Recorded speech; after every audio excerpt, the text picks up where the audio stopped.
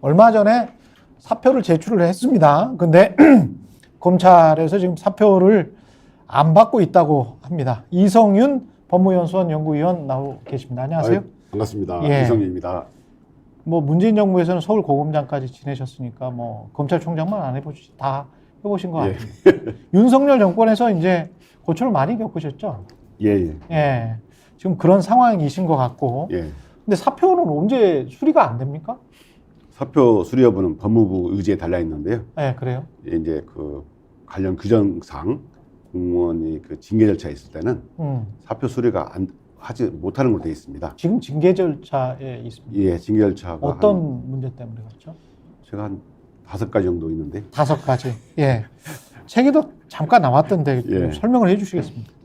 예, 첫 번째는 제가 그 김학의 아, 씨 그 출국금지에 관여하고 예. 기소했다는 이유로 수사를 막았다는 이유로 기소가 됐는데. 김학의를 출국 금지시킨 게 그게 불법이었다. 예. 예. 그거 제가 거기에 관여하고 예. 또 수사를 막았다는 이유로 기소가 됐는데 거기에서 징계 하나.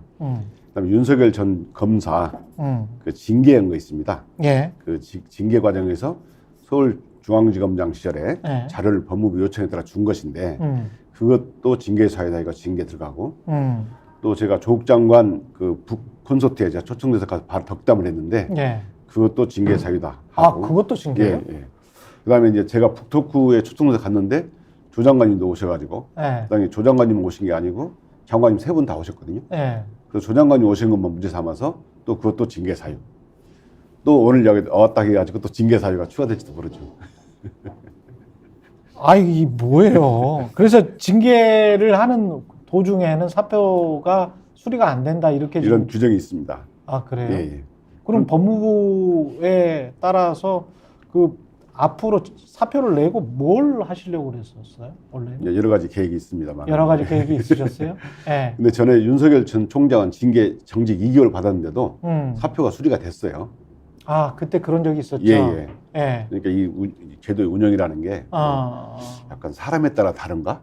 이런 의심이 들게 하죠. 그러네요. 정직 2개월을 받고 그때 사표를 내고 대선에 출마를 그렇죠. 했었던 거죠. 예. 그럼에도 불구하고 지금 비슷한 상황인데 예. 그리고 누가 봐도 지금 말씀하시는 상황은 법무부나 검찰 쪽에서 이게 정치적으로 좀 찍힌 거 아닌가 그런 생각도 좀 듭니다만은. 있지. 예. 이 정부에 찍혔다 해가지고. 이 정부에 완전히 찍혔다. 있지. 예. 아니 근데 계속 그렇게 시간을 질질 끌면 어떻게 되는 거죠? 이제 계속 있는 거죠, 뭐. 계속 있고. 예. 예. 지금 꽃은 무죄다라는 책을 내신 거에도 꽃 이야기만 쭉 나오다가 나중에 예. 말미에 윤석열 정권에서 고초 당하신 것들 예. 짧게 나오더라고요. 예. 중간에 좀 짧게도 나오지만 가끔 이렇게 검찰 정권의 무도함도 막 표시하고. 그렇죠. 예. 또 제가 수사재판 받는 그 심정 예. 썼고요. 꽃은 무죄다라는 걸 쓴 이유가 예. 그 이제 제가 그 법무연수원 생활을 하면서 법무연수원이 굉장히 넓습니다. 18만 평 정도 되고 낮에는 그 분해식당 가면서 2,000원짜리 식사를 하고 또 저녁에는 기숙사에 생활하면서 굉장히 그 넓은 산책을 많이 합니다. 예. 그 과정에서 야생화도 보고 옛날부터 봐왔던 그 야생화 자료를 모아서 책을 쓰기 시작했는데 그 꽃이 주는 그 총칼보다 강한 그 마음을 움직이는 힘이 있거든요. 그래서 제가 정리하면서 많은 힘을 얻었고 또 지금 그 무도한 정권에서 힘든 분들 또 이런 분들에게 도움이 됐으면 좋겠다. 위로가 됐으면 좋겠다 하는 의미의 책을 썼고 제가 최근에 이제 지난주 목요일 날 2심에서 김학의 출금죄에 관여하고 수사를 막았다는 이유로 기소가 됐잖아요. 예.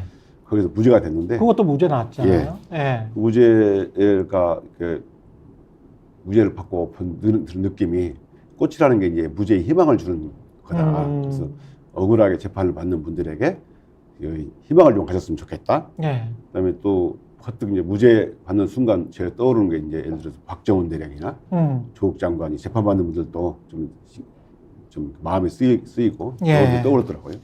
그래서 이런 꽃은 무죄라는 것이 이제 많은 분들에게 좀 희망을 드리고 싶었다, 위로를 드리고 싶었다 이런 취지로 쓴 겁니다. 근데 고검장까지 하셨는데 검사장 하시고 그 나오셔서 혹시 이제 사표를 내셨으니까 예. 본인 생각에는 검찰 개혁을 하고 싶다. 예. 어떤 분야에서든 예. 그런 생각이 있으실 거 아니에요. 그렇죠. 근데 할 수 있습니까? 검사 출신들이 할 수 있습니까? 저는 그것도 참 궁금하네요. 과거에 검찰개혁이라는 게 되게 피상적이고 구호에 그친 측면이 많이 그렇죠. 있습니다. 네. 검찰개혁의 본질을 정확히 알고 검찰개혁의 속성을 정확히 아는 사람이 추진을 해야 한다고 생각해요. 그러다 보니까 과거에도 그 정치인들이 선거 때마다 검찰개혁을 부르짖었죠. 과연 이분들이 정말 검찰개혁의 본질을 알고 주장했을까?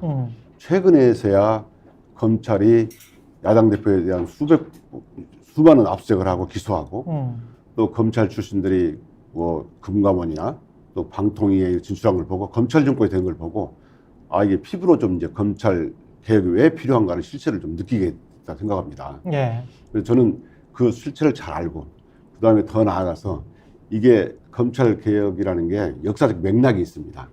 과거에 보면 검찰이라는 게 지금 현재 검찰이 어떤 모습인가를 역사적으로 뒤집어 보면 따라가 보면 과거에 식민지 시대에는 총독부에서 소수의 검사를 통해서 지배를 했죠. 예. 그때는 영장주의가 적용이 안 됐어요. 해방 후에 그냥 잡아가둘 그렇죠, 수 있었죠. 예. 심지어 경찰서장이 부서장이 청구한 영장을 발부하고 그랬죠. 그러다가 미 군정이 들어오면서 영장주의가 적용이 됐는데 이 영장주의가 적용되다 보니까 검사가 주도권이 놓치게 됐죠. 그러면서 이승만 정권이 들어섰고 이승만 정권이 약하니까 다시 친일경찰을 쓴 겁니다. 예.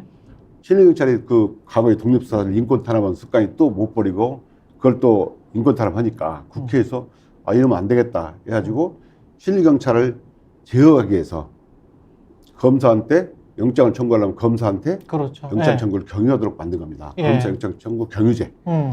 그러다가 이제 쭉 오다가 5.16 때 헌법에까지 들어가게 됩니다.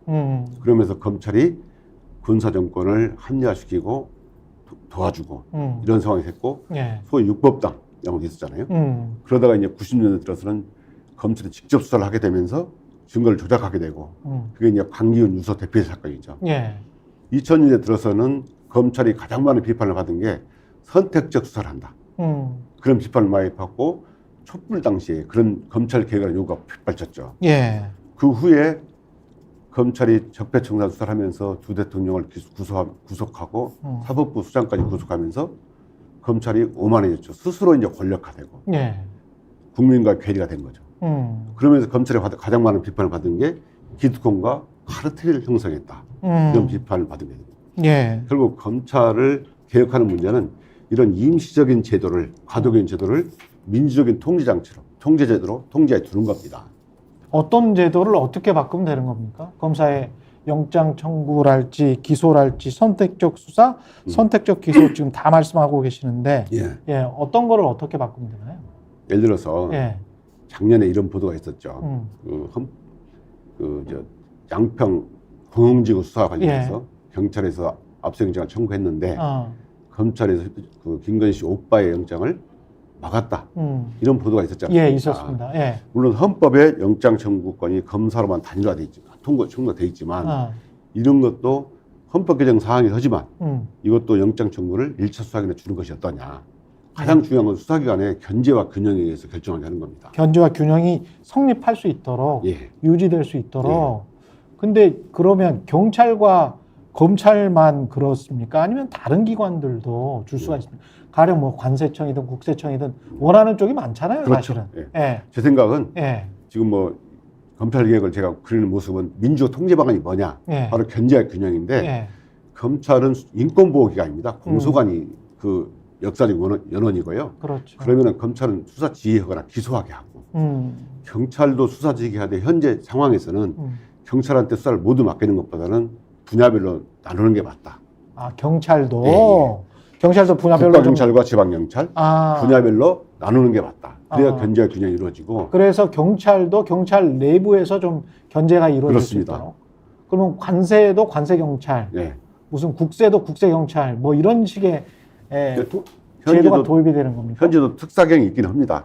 있는데 경찰 내에도 분야별로 나눠서 견제와 균형을 하게 하면 지금처럼 경찰이 비대화돼서 믿을 수 없다. 이런 얘기는 많이 비판은 많이 안 나오게 되죠. 스픽스는 말하는 언론입니다. 대세는 유튜브, 그중에서 스픽스. 좋아요, 댓글, 구독, 알림 설정. 여러분이 저희를 사랑해 주시고 우리가 여러분을 사랑하는 4가지 방법입니다.